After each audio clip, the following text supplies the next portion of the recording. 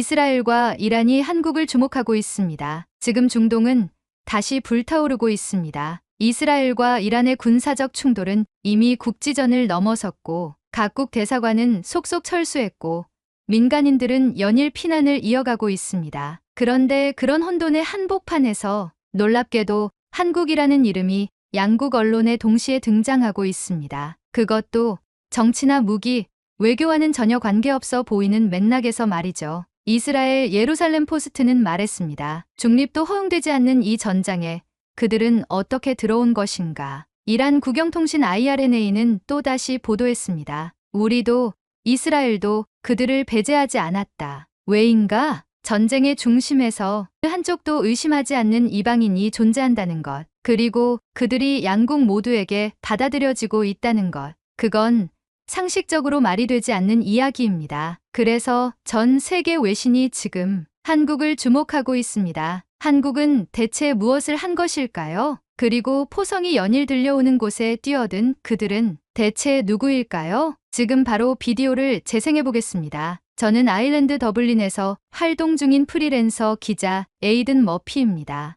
20년 가까이 취재 현장을 누볐고 그중 절반 이상은 전쟁터였습니다. 시리아의 골목에서, 우크라이나의 참호에서, 예멘, 국경의 피난촌에서 제 카메라는 언제나 가장 먼저 총성이 멈춘 자리로 향했습니다. 제겐 전쟁이란 폭격과 교전 그 자체보다 그 이후에 남겨진 사람들의 얼굴로 기억되는 일이기 때문입니다. 지난달 말 오래전부터 인연을 이어오던 국제독립보도협력기구 FIPC로부터 한 통의 메일이 도착했습니다. 제목은 이랬습니다. 양국 분쟁 현장 공동 취재 요청, 이란과 이스라엘. 메일을 보는 순간 머릿속이 복잡해졌습니다. 중동에서 그것도 이란과 이스라엘 양쪽을 모두 취재한다는 건 그야말로 위험천만한 일이었습니다. 두 나라는 수십 년 동안 암묵적 전쟁 상태에 있었고 최근엔 민간 지역을 겨냥한 미사일 공격이 오갈 정도로 긴장이 고조된 상황이었으니까요.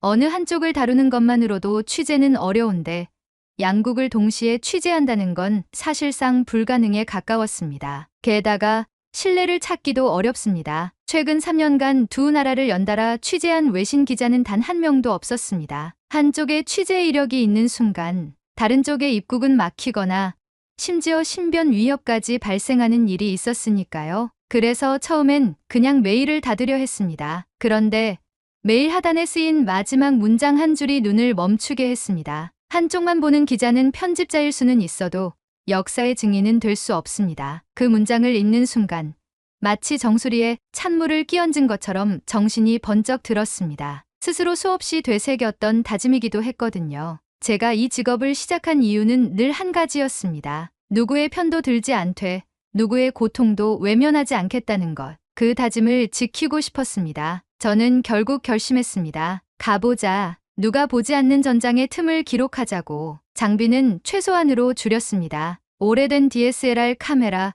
음성 녹음기, 노트북 한 대, 그리고 연필과 지우개. 특히 지우개는 항상 가지고 다닙니다. 현장에 묻어오는 선입견과 왜곡을 지우고 싶다는 저만의 다짐이랄까요. 이스라엘로 향하는 비행기를 타기 전 일정과 취재 동선을 수없이 점검했습니다. 혹시라도 치우쳤다는 오해를 받을 수 있는 상황은 철저히 배제해야 했으니까요. 저는 첫 취재지로 스데로트라는 도시를 선택했습니다. 가자지구와 가까운 이스라엘 남부 국경 도시로 며칠 전 로켓 공격을 받은 현장이기도 했습니다. 스데로트에 도착하자마자 공기부터 달랐습니다. 거리는 조용했지만 그 조용함 속에 긴장이 가득 배어 있었습니다. 주택가의 창문은 대부분 방탄 셔터로 가려져 있었고 골목마다 포탄이 떨어진 흔적이 선명했습니다. 간혹 들리는 아이들의 웃음소리마저 불안하게 느껴질 만큼요. 취재를 위해 로켓이 떨어졌던 한 초등학교 근처로 갔습니다. 아이들이 피신했던 방공호 시설과 부서진 교실의 잔해를 카메라에 담고 있었죠. 그러다 무너진 학교 옆 공터에 세워진 임시 대피소를 발견했습니다. 파란색 컨테이너 여러 개를 이어 붙인 단출한 구조였습니다. 그런 공간이야 익숙한 일이었지만 입구에 붙은 팻말 하나가 눈을 붙잡았습니다. 코리아 9호소 민간 대피소. 태극기도 한국 정부나 NGO의 마크도 없었습니다. 오직 흰 바탕에 검정 글씨로 간결하게 쓰여 있는 팻말 하나. 왜 하필 한국이지?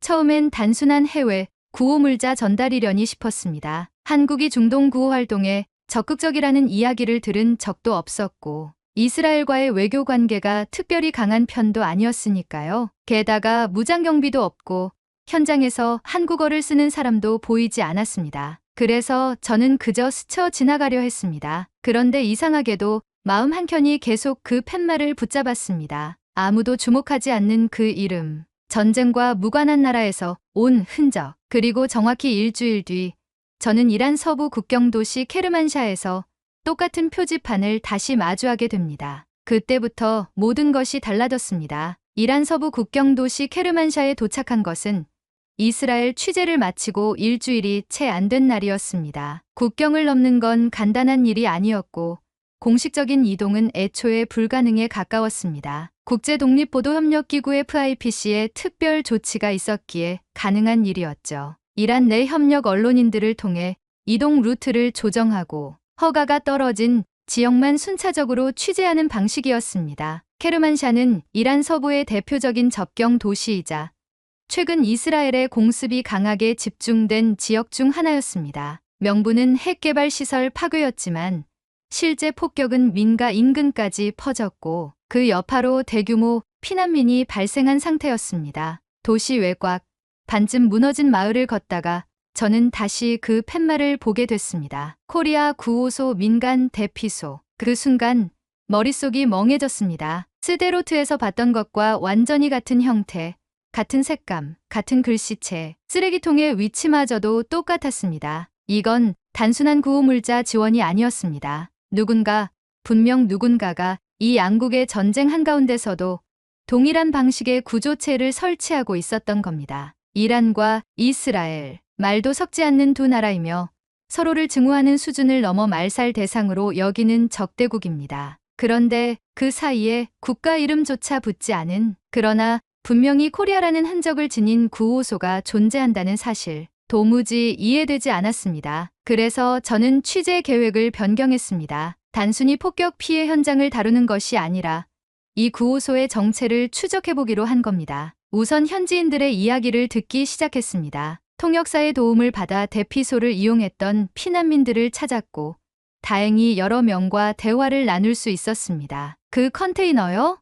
처음엔 몰랐어요. 그냥 임시 건물인 줄 알았죠. 근데 그 안에 사람이 있었어요. 말은 거의 하지 않았지만 손짓으로 우리를 받아줬어요. 물도 주고 붕대도 감아주고. 나심의 바크티아르, 40대 여성 피난민. 어떤 나라 사람인지 모르겠어요. 그냥 한국 사람 같았다는 말만 들었어요. 조용하고 사진도 안 찍고 종일 진료만 하던 남자 1명, 주방에 있는 여자 1명, 또 무슨 공구를 들고 돌아다니던 젊은 남자 딱 셋이었어요. 아마드 리자, 20대 청년. 그들의 말이 맞다면 이 구호소는 단체나 정부 소속이 아닌 개인 혹은 아주 작은 민간 조직이 운영 중인 셈이었습니다. 현장을 직접 찾았습니다. 케르만샤 구호소는 스데로트와 거의 흡사한 구조였지만 내부는 더 정돈되어 있었고 조용했습니다. 그곳을 지키고 있던 중년 남성은 자신을 의료 봉사자라고만 소개했습니다. 국적을 물었을 땐 웃으며 고개를 저었고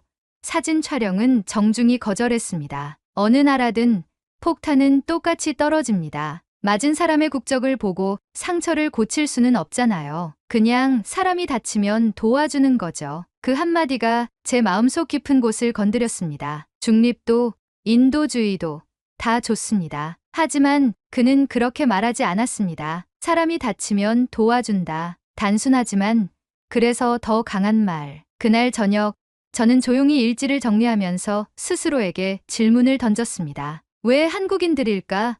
왜 하필 한국? 전쟁도 아니고 자국민도 아니며 미디어도 주목하지 않는 이곳에 왜 이들은 조용히 와 있는 걸까? 다음 날 또 다른 코리아 에이드 스테이션을 찾기 위해 케르만샤 외곽 도로를 따라 이동했습니다. 그 길에서 저는 새로운 단서를 만나게 됩니다. 케르만샤 외곽, 오래된 가옥지대를 지나 다시 한번 폐허 속 대피소를 찾던 길이었습니다. 바닥엔 깨진 유리 조각과 타버린 벽돌들이 흩어져 있었고 초여름 햇살에 눌린 먼지 냄새가 무겁게 깔려 있었습니다. 그날따라 이상하게 마음이 가라앉더군요. 아마 며칠간 본 사람들의 얼굴 때문이었겠죠. 그때였습니다. 작은 길모퉁이에 세워진 컨테이너 건물 하나가 보였습니다. 멀리서도 보일 만큼 또렷한 글씨. 코리아 9호소 민간 대피소. 이제는 익숙할 법도 한데 저는 여전히 그 문장을 볼 때마다 멈춰 서게 됩니다. 이번에도 조용히 문을 두드렸고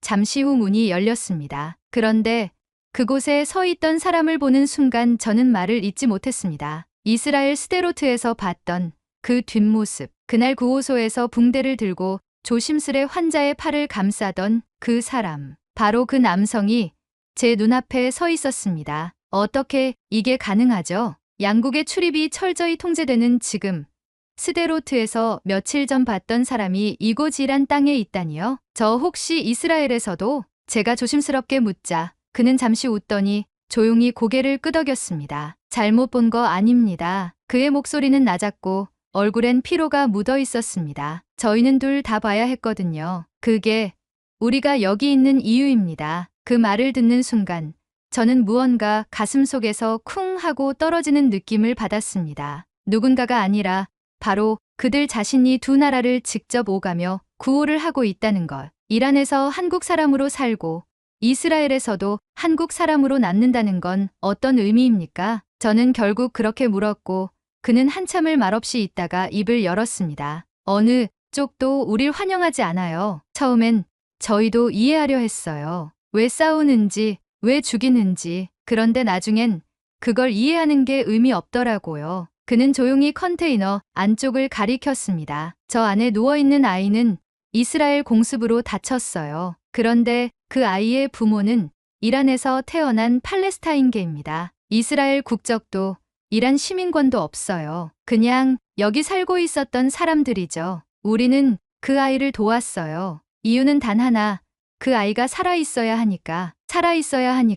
그 말을 곱씹는데 눈앞이 흐릿해졌습니다. 취재를 하며 참 많은 이야기를 들었지만 이런 말은 좀처럼 쉽게 들을 수 없는 것이었습니다. 이념도 국적도 종교도 모두 비껴간 지점에서 오직 사람만을 바라보는 선택. 9호소 내부엔 간이 진료대 하나, 물통 2개, 그리고 나무 상자 몇 개가 전부였습니다. 그 안에 누워있던 아이는 6살쯤 되어 보였고 팔다리에 붕대가 감겨 있었습니다. 아이의 눈동자는 맑고 조용했지만 어딘가 깊은 피로와 무서움이 가라앉아 있었습니다. 제가 조심스럽게 말을 걸었고 통역을 통해 아픈 데는 없냐고 묻자 아이는 고개를 저었습니다. 그러더니 조용히 제 손을 잡더니 입을 열었습니다. 엄마는 한국에서 왔대요. 그 말을 듣는 순간 저는 온몸이 멈춰버렸습니다. 이 아이가 말하는 엄마는 누구일까? 정말 혈연일까?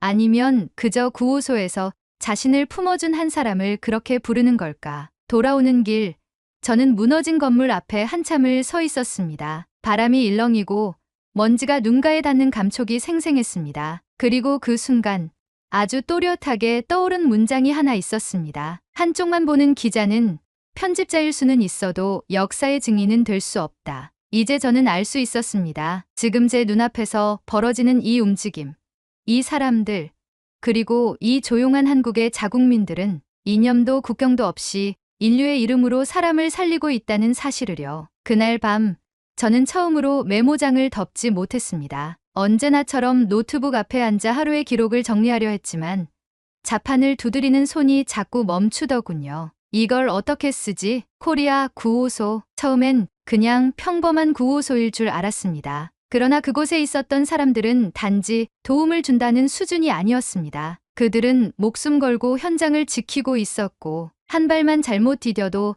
정치적 파문이 일어날 땅에서 조용히 그러나 확고하게 사람만을 선택하고 있었습니다. 다음 날 저는 다시 움직였습니다. 이번엔 테헤란 남부 외곽의 하페이에 바자르헤파의 베자 근처에 있는 또 다른 민간 피난소였습니다. 건물 외벽엔 탄흔이 남아 있었고 길 건너편에선 방호복을 입은 사람들이 전쟁 잔재를 치우고 있었습니다. 그리고 어김없이 컨테이너 구조물 하나가 제 시야에 들어왔습니다. 코리아 9호소 민간 대피소. 입구 앞엔 대기줄이 길었고 피난민 중엔 어린이도 많았습니다. 특이한 점이 하나 있었는데 이곳 역시 태극기는 보이지 않았고 한국이라는 단어도 전혀 등장하지 않았습니다. 단지 코리아라는 명칭 하나와 어디서도 본 적 없는 검은 고딕체 표기뿐이었습니다. 저는 주변에서 줄을 서고 있던 가족에게 조심스럽게 말을 걸었습니다. 그들의 말에 따르면 이 구조물은 정확히 어디서 왔는지 모르지만 며칠 전부터 항상 위험 직후에 생긴다고 했습니다. 누가 세우는 건가요?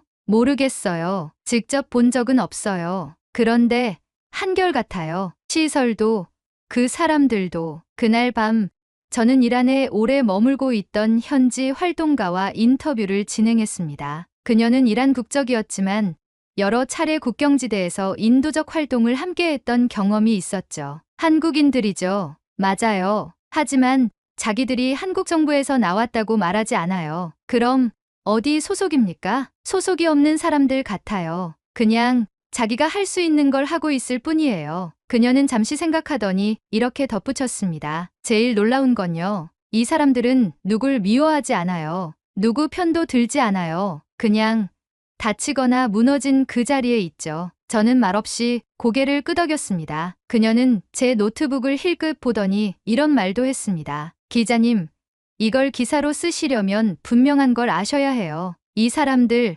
주목받으려고 하는 거 아니에요. 아마 기사 나가면 어디론가 사라질지도 몰라요. 사라진다. 그 말이 내내 머릿속을 맴돌았습니다. 그들은 왜 정체를 드러내지 않을까? 태극기 하나, 단체명 하나 붙이지 않고 어떻게 이 험한 곳까지 들어올 수 있었을까? 더 근본적인 질문은 왜 이 먼 곳까지 와서 아무런 이름도 없이 목숨을 걸고 사람을 돕고 있는 걸까? 다음 날 저는 다시 움직였습니다. 이번엔 이스라엘로 돌아갔고 국경지대에서 한 발짝 물러난 어느 지역 피난소에 갔습니다. 그리고 거기서 또 하나의 힌트를 발견했습니다. 휴지통 옆 접이식 책상 위에 놓여있던 작은 상자 하나. 아무도 관심을 갖지 않는 그 박스 위에 연필로 적힌 메모 한 줄. 당신은 몰라도 됩니다. 우리는 당신이 살아있기만을 바랍니다. 누구의 글씨였을까? 그 문장이 왜 그렇게 따뜻하게 느껴졌는지 아직도 설명할 수 없습니다. 그저 확신하게 된 건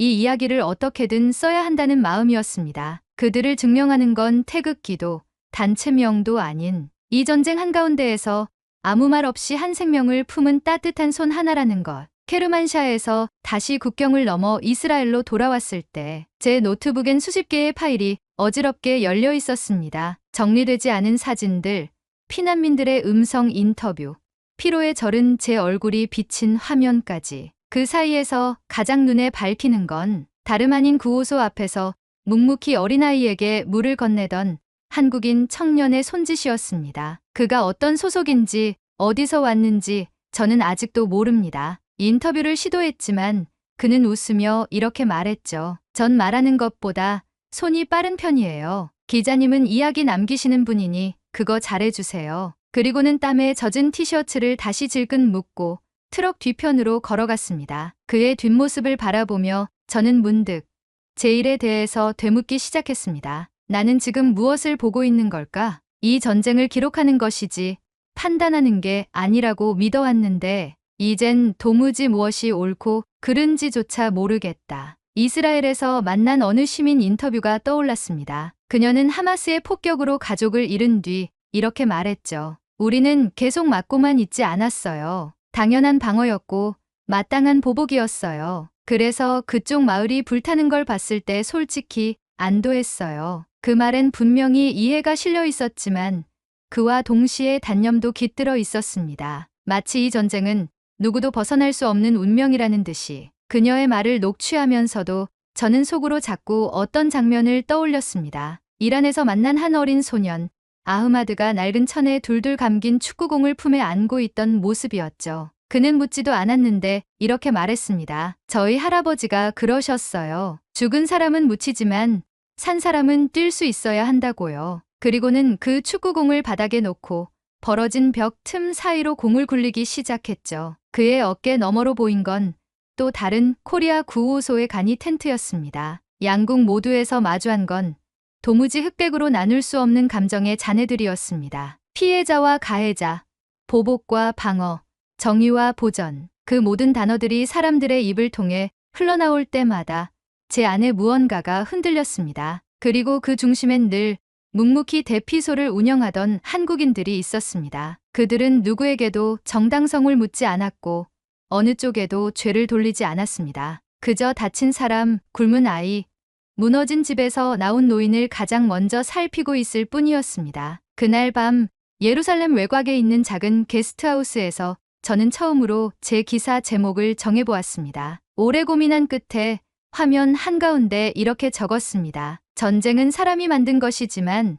사람은 전쟁을 끝낼 수 있습니다. 그 한 문장을 적고 나니 어느 순간 눈물이 흐르고 있더군요. 제가 울고 있다는 걸 한동안 몰랐습니다. 아마도 제 안의 기준이 처음으로 무너지고 있었던 것 같습니다. 누가 먼저였는가라는 질문보다 지금 누가 사람을 살리고 있는가라는 질문이 더 중요하다는 것을 그때 저는 처음으로 마음속에 새겼습니다. 그리고 저는 다음 목적지를 정했습니다. 이스라엘과 이란이 최근 공방을 벌였던 시리아 접경지대, 민간인 피해가 가장 컸던 지역이기도 했고 가장 최근에 코리아 9호소이 목격되었다는 이야기를 들었기 때문이었습니다. 이제 저는 기록자가 아니라 증인을 자처하기 시작했습니다. 그들에게는 마이크를 들이대지 않고 그저 그 곁에 앉아 눈을 맞추는 걸로도 충분하다는 것을 비로소 이해하게 되었던 순간이었습니다. 그래도 사람은 살아야 하니까 시리아와 인접한 이스라엘 북부 국경 마을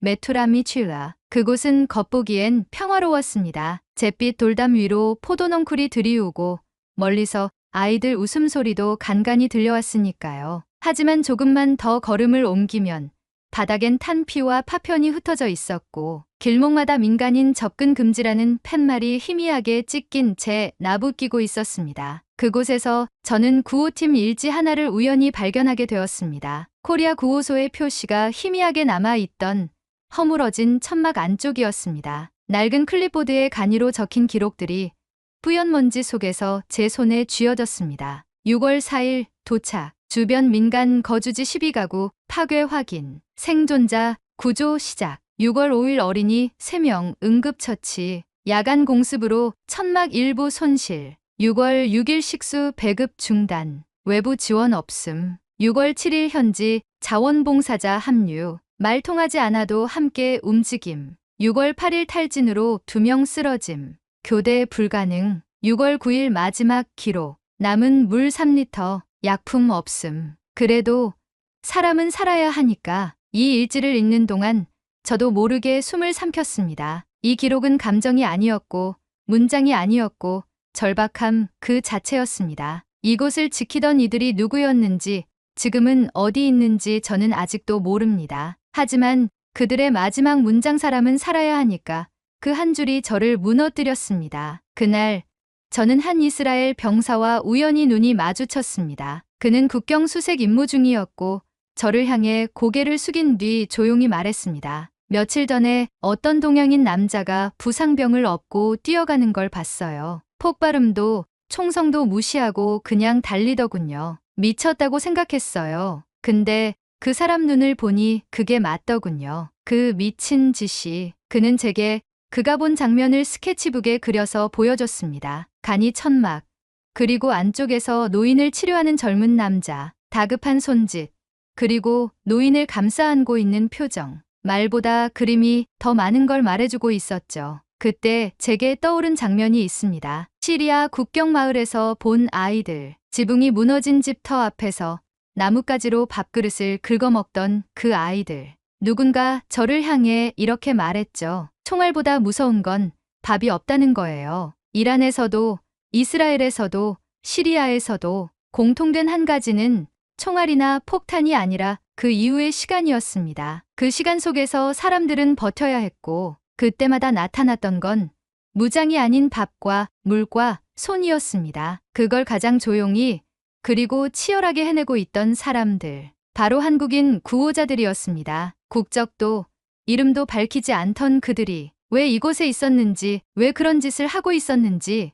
아직도 알지 못합니다. 하지만 한 가지는 분명했습니다. 누군가의 명령이 아니라, 누군가의 전쟁이 아니라 그저 사람은 살아야 하니까 라는 단순한 이유 하나로 그들은 자기 나라의 전쟁도 아닌 곳에서 자기 가족도 아닌 사람을 위해 몸을 던지고 있었습니다. 그날 밤 저는 처음으로 노트북을 덮었습니다. 기사를 쓰기엔 아직 제 마음이 따라오지 못했습니다. 대신 저는 그날의 일지를 조용히 접어 제 가방 맨 안쪽에 넣었습니다. 그건 이제 기록이 아니라 증거였습니다. 이 전쟁 속에서 사람을 선택한 자들이 정말 존재했다는 것을 증명하는 단 하나의 문장. 그래도 사람은 살아야 하니까. 이란 서부 국경지대, 정확히 말하면 케르만샤 컬만샤 외곽의 한 시골 마을, 지도에도 표시되지 않은 작은 공동체였습니다. 이곳은 불과 보름 전 이스라엘의 공습으로 큰 피해를 입은 지역이었습니다. 저는 이란 외무부 산하 언론통제부에 제안된 허가를 받아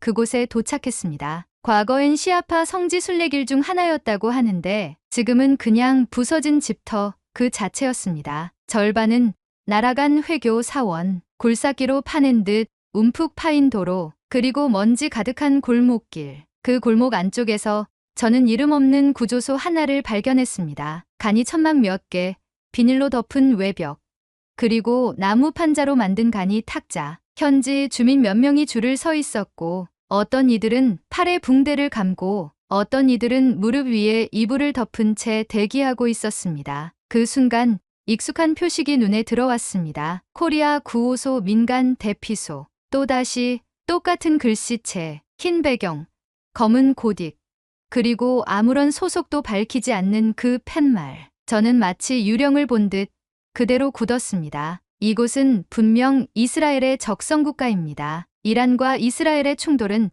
단순한 무력 충돌이 아닌 존재의 부정에 가까운 적대 관계였고, 한국은 분명 어느 한쪽 편에 서는 것을 꺼리는 나라였습니다. 그런데 그 한국이 이란에서도 동일한 방식으로 사람을 위한 공간을 만들고 있었다는 사실. 저는 구조소 내부로 향했습니다. 의료진은 대부분 마스크를 쓰고 있었고 현지어 외에 영어도 거의 통하지 않았습니다. 하지만 몇몇 장면은 말이 필요 없었습니다. 세 발을 잃은 노인에게 따뜻한 물수건을 건네는 간호사, 부러진 팔에 묵묵히 부목을 대는 중년 남성, 그리고 그 옆 조심스럽게 붕대를 쥔 손끝에 작게 적힌 네임택 하나, LEJH. 그제야 깨달았습니다. 이들은 한국인 자원봉사자들이었습니다. 이름도 언급하지 않고 언론 노출도 피하면서 누구도 알아주지 않는 곳에서 적대국조차 구분하지 않은 채 그저 사람을 사람으로 보고 있었던 사람들. 저는 그곳에서 말없이 한참을 서 있었습니다. 구호소 바깥에서 기다리던 한 여성 피난민이 다가와 제게 작은 종이컵을 건넸습니다. 따뜻한 물과 말린 대추 몇 알. 그녀는 고운 페르시아어로 조심스레 말했습니다. 그 사람들 자기 나라 사람이 아닌데도 우리를 돌봐줘요. 그냥 사람이니까 그런 거래요. 그녀의 말은 단순했고 담담했습니다. 하지만 제 귀엔 번개처럼 박혔습니다. 그냥 사람이니까. 그 단어가 이스라엘에서 그리고 지금 이란에서 전혀 다른 언어와 종교와 문화 속에서도 같은 방식으로 존재하고 있다는 것. 그건 더 이상 우연이 아니었습니다. 의도였고 선택이었고 믿음의 체계였습니다. 그들이 말하지 않아도 알 수 있었죠. 전쟁이 나도 사람은 살아야 한다. 누가 누구를 미워하든 한 생명은 똑같이 소중하다. 그날 밤 저는 텐트 밖 바위 위에 앉아 별 하나 없는 하늘을 올려다봤습니다. 모래바람이 살짝 지나가고 그 안에서 뭔가가 들려오는 듯했죠. 그건 총성도 고함도 아니었습니다. 그건 분명히 사람을 향한 조용한 다짐이었습니다. 그리고 그 다짐이 제가 앞으로 쓰게 될 이야기를 완전히 바꿔놓을 거라는 것도 그 순간 저는 알 수 있었습니다. 다음날 새벽 저는 그 구호소 앞에서 다시 그들을 기다렸습니다. 전날 본 LEJH라는 이름표를 단 남성. 그는 누구인지, 왜 이곳에 있는지, 어떻게 이란과 이스라엘이라는 양극단에서 똑같은 일을 하고 있는지 물어야 할 질문이 너무 많았기 때문입니다. 그는 오전 7시쯤 구호소로 들어가기 위해 도착했습니다. 작은 백팩을 메고 흔들리는 천막 지퍼를 열기 직전에 제가 말을 걸었습니다. 실례합니다. 기자입니다. 잠깐 말씀 나눌 수 있을까요? 그는 처음엔 멈칫했지만 이내 고개를 끄덕이며 구호소 뒤편의 작은 언덕길로 저를 이끌었습니다. 그의 이름은 이재훈. 한국에서도 의료인으로 오랫동안 활동하다가 2년 전부터 국경을 넘나드는 민간 구호 네트워크에서 일하고 있다고 했습니다. 어느 기관에 소속되신 건가요? NGO 혹은 정부 산하 조직 같은. 제가 묻자그는 고개를 저었습니다. 그냥 몇 명 모인 비공식 팀이에요. 누구는 의사, 누구는 간호사, 누구는 전기 기술자. 한국에도 조용히 도와주는 분들이 계시고요. 우리는 어디에도 소속되지 않기로 약속했어요. 그래서 구호소라는 이름도 공식이 아니고요. 하지만 이런 식으로 활동하면 위험하지 않나요? 네, 맞아요. 위험하죠. 그래서 언론 노출도 피하고 현장에선 국적도 말하지 않아요. 그래도 저희는 그게 옳다고 믿어요. 사람은 어느 편에도 속하지 않고 어느 자리에서도 아파하니까요. 그의 말이 참 이상했습니다. 요즘처럼 진영이 갈리고 색이 먼저 보이는 세상에서 그는 오히려 색을 지우고 싶어하는 사람이었기 때문입니다. 하지만 왜 한국이라는 이름은 쓰시나요? 구호소에선 굳이 그 표기를. 그러자 그는 웃으며 말했습니다. 어디서 왔느냐 보단 어디서 배웠느냐가 중요하다고 생각했어요. 저희가 이런 일을 하게 된 건 한국이라는 나라 안에서 자라며 배운 마음들 때문이에요. 어떤 마음이요? 그는 잠시 침묵하다 이렇게 말했습니다. 누군가를 도울 땐 물어보지 말라는 마음이요. 어디 출신인지, 왜 거기 있는지, 뭐 하는 사람인지 묻기 전에 지금 고통스럽냐고 그걸 먼저 물어보라는 가르침이요. 그 말에 저는 목이 메었습니다. 제가 전쟁터에서 만나온 수많은 NGO, 구호팀, 국제기구들이 있었지만 이토록 조용하게 그러나 단호하게 말하는 이들은 처음이었습니다. 그 순간 그가 조용히 가방을 열고 낡은 종이 한 장을 꺼내 제게 건넸습니다. 이거 그냥 혼자 적은 메모예요. 누가 보라고 만든 건 아닌데 당신이 기자라니까 혹시라도 도움이 될까 해서. 그 종이에는 삐뚤빼뚤한 한글과 영어가 섞여 있었습니다. 사람은 살아야 한다. 그래야 싸울 이유도 화해할 기회도 생기니까. 전쟁은 멈추는 게 아니라 사람이 멈추는 거다. 우리는 그 멈춤을 막기 위해 여기에 있다. 글을 다 읽고 나자 저는 눈을 들어 그를 바라보았습니다. 그는 아무 말 없이 고개를 끄덕였습니다. 그게 모든 대답이라는 듯. 그날 밤 저는 다시 노트북을 열었습니다. 이번엔 전쟁의 전략이나 피해 수치를 적는 게 아니라 이재훈이라는 사람의 이름을, 그 안에 담긴 수많은 무명의 마음들을 적기 시작했습니다. 그리고 깨달았죠. 내가 지금 쓰고 있는 이 이야기는 전쟁이 아니라 사람에 관한 이야기라는 것. 이튿날 아침 저는 이재훈 씨가 이끄는 한국 구호팀의 활동에 직접 동행했습니다. 구호소는 겉보기엔 조용했지만 그 내부는 마치 하나의 작은 사회처럼 치밀하게 운영되고 있었습니다. 그들은 아침 8시마다 회의를 시작했고 의료식 사정비 아동케어 담당으로 나뉜 구성원들은 철저히 자신들의 역할을 나누고 있었죠. 하지만 제가 놀란 건 그들의 활동 방식이었습니다. 단순히 붕대를 감고 밥을 나누는 것이 아니었습니다. 그들은 피난민 한 명의 이름을 직접 불렀고 말을 못 알아듣는 노인에겐 손짓과 미소로 소통했고 아이들의 그림을 벽에 붙여주며 여기가 내 방이야라고 말해주었습니다. 이 공간은 피난소라기보다는 작은 마을에 가까웠습니다. 한 이란인 중년 남성은 제게 속삭이듯 말했습니다. 난 처음에 여기가 병원인 줄 알았어요. 그런데 지금은 여기가 제일 안전한 집 같아요. 그 말을 듣고 나니 어쩐지 이해가 됐습니다. 여긴 무기나 철조망이 만든 안전이 아닌 사람이 사람을 보호하는 안전이 존재하고 있었거든요. 저는 한 아이의 손을 잡고 다니는 간호사에게 다가가 물었습니다. 이렇게까지 하려면 솔직히 힘들지 않나요? 그녀는 잠시 고개를 갸웃하더니 이렇게 말했습니다. 전쟁이 사람을 무너지게 만들잖아요. 우린 그 무너진 사람들에게 다시 살고 있다는 감각을 주고 싶어요. 살아있다는 건 숨 쉬는 게 아니라 누가 나를 불러주는 거잖아요. 그 말이 머릿속에서 오래 남았습니다. 살아있다는 감각이라니. 그건 기자로서도 인간으로서도 거의 들어본 적 없는 말이었습니다. 그날 오후 구호팀은 인근 마을로 출장을 나갔습니다. 폭격을 피하지 못한 지역이었고 다친 사람들은 가까운 의료시설조차 없던 상황이었습니다. 차량 이동이 어려운 골목은 도보로 약을 들고 이동했고 일부 한국인 기술자들은 고장난 우물펌프를 손봤습니다. 현장에 도착했을 때 한 노인은 울먹이며 말했습니다. 우리한테 필요한 건 물과 약이 아니라 당신들이 왔다는 사실 그 자체입니다. 저는 그날 일기장에 이렇게 적었습니다. 구호는 동사가 아니라 존재 그 자체다. 그들이 여기에 있다는 사실이 곧 이 사람들에게 살아야 할 이유가 된다. 이란이라는 나라, 이스라엘과 대치하며 국제사회의 시선을 받고 있는 그 땅 위에서 한국인들은 아무 깃발도 없이 자기 얼굴도 가리지 않은 채 조용히 사람을 살리고 있었습니다. 그날 밤 구호소 천막 밖에 혼자 앉아 별을 바라보았습니다. 총성은 들리지 않았지만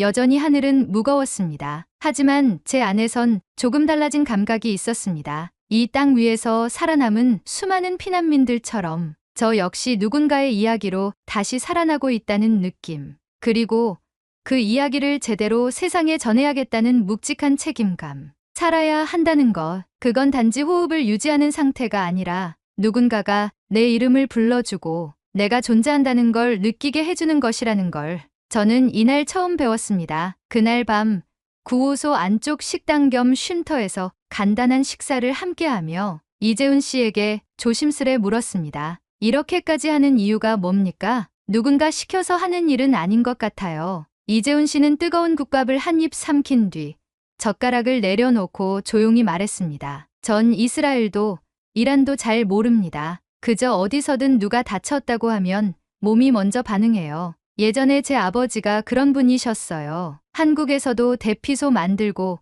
헌혈하고 겨울이면 연탄 배달 다니셨죠. 그게 저한테 자연스러운 거예요. 이게 좋은 일이 아니라 그냥 당연한 일처럼요. 저는 물었습니다. 언제부터 여기에 계셨죠? 2달 조금 넘었어요. 예루살렘 쪽에 있다가 라말라 지나서 여기까지 왔죠. 이란도 2번 들어갔다가 나왔고요. 전 놀랐습니다. 이미 양쪽을 다 경험한 이들이었고 그 어느 공식 구호기관도 감히 들어가지 않는 지역까지 발길을 옮겨온 사람들이었던 겁니다. 그래도 이름이라도 알려야 하지 않나요? 기록이라도 남겨야 사람들이 알죠. 그러자 그 옆에 있던 한 여성, 현장에서 주로 통역과 아동심리 치료를 맡고 있던 박예은 씨가 조용히 웃으며 말했습니다. 저희 일부러 이름 안 밝히는 거예요. 뉴스에 나가도 기사에도 안 나와요. 그게 저희 방식이에요.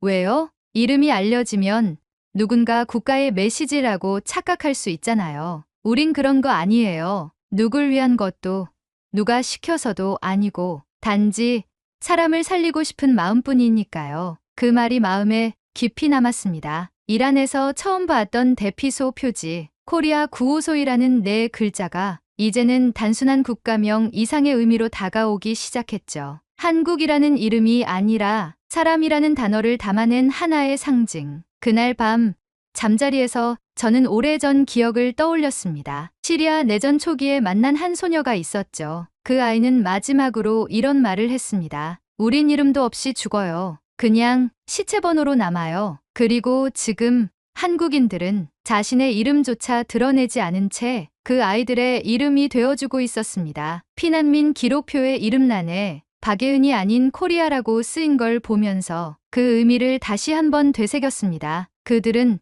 어느 정부도 어떤 단체도 대변하지 않았습니다. 다만 폭격이 지난 자리에서도 사람은 살아야 한다는 것, 그 진실 하나만을 지키기 위해 존재하는 사람들이었습니다. 그들의 이름은 중요하지 않았습니다. 오히려 이름 없이 일하는 그 익명성 속에 더 진한 인간의 존엄이 숨어 있었습니다. 저는 노트북을 열고 이렇게 적었습니다. 가장 조용한 곳에서 가장 큰 사람이 존재하고 있었다. 그는 자신의 이름보다 타인의 고통을 먼저 불렀다. 이름이 없는 사람들. 하지만 누구보다 기억될 사람들이었다. 그날은 구호소 마지막 일정이 있는 날이었습니다. 이스라엘 남부 아슈켈론에서 이란 케르만샤까지 이어진 제 취재 여정도 거의 마무리 단계에 접어들고 있었죠. 구호팀은 피난민 가족들을 새로운 임시 거주 지역으로 옮기는 작업에 들어갔습니다. 제 차는 그들의 차량 행렬을 따라 느릿하게 이동 중이었고 차창 밖으로는 모래바람 사이로 멀어져가는 임시구호소 컨테이너들이